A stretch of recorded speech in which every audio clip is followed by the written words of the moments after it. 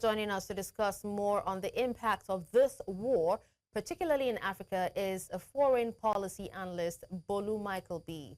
Thank you for joining us, Bolu. Thank you for having me.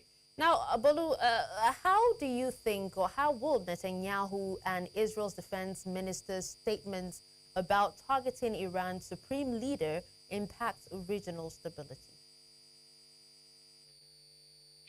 Well, I think, when leaders speak that way, it increases tension, it escalates issues, makes matters worse. And such statement might put some pressure on Iran to respond in a very strong manner.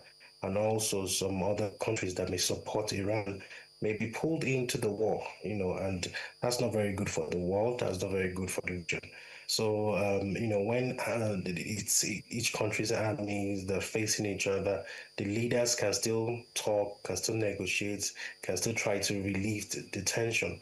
But when leaders are having a face-off and the armies as well are confronting each other, it kind of leaves negotiation and diplomacy off the table, which is not good. That increases the fear and instability across the Middle East.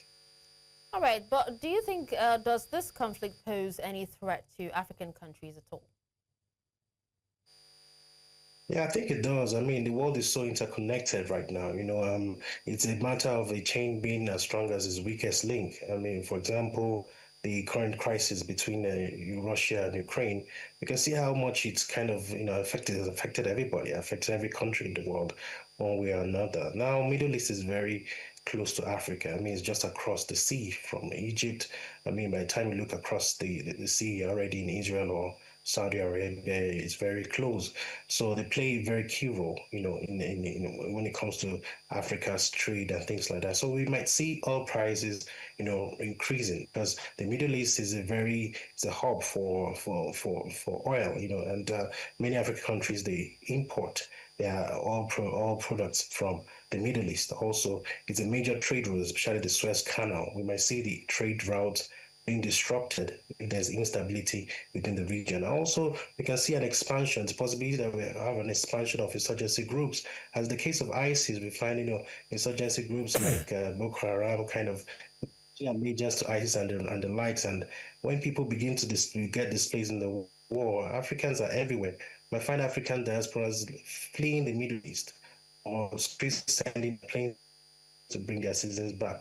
And countries who have ties, diplomatic ties, bilateral ties with these countries might be forced to pick a side as well. Okay.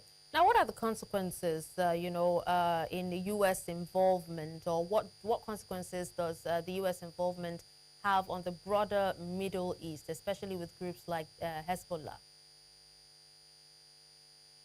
Well, if the USA gets involved, there's a chance that conflict might expand. We have Hezbollah in Lebanon that is heavily supported by Iran. They might want to wade in, and even though the countries within the same region, they have their differences, they might put their differences aside to face a common enemy, which is the USA and Israel. I'm talking about countries like Iraq, like Syria, like Yemen, and other countries might be considering if they should get involved as well, like Saudi Arabia, like the UAE, or even Turkey. So if the USA gets involved, it makes things more complicated. And Iran has also said that if the USA gets involved, that they're going to start bombing and shelling their US bases, their bases in the Middle East. So it puts the bases at risk as well. You see, the United States is the major, mediator, the real mediator in this crisis. They kind of hold the card for either peace or for continuous war. And if they get involved in the war, it kind of leaves diplomacy and makes negotiation almost impossible. Okay. Well, thank you so much for your time and for speaking on this, Bolu Michael-Biyi.